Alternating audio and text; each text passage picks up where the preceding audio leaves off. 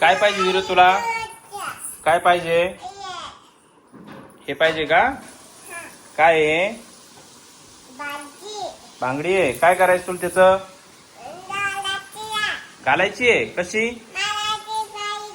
कोणती? दुसरी आईची. जरा आईची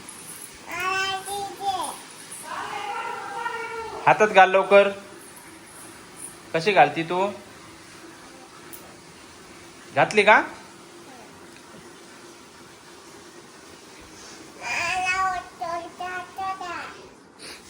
झाले का?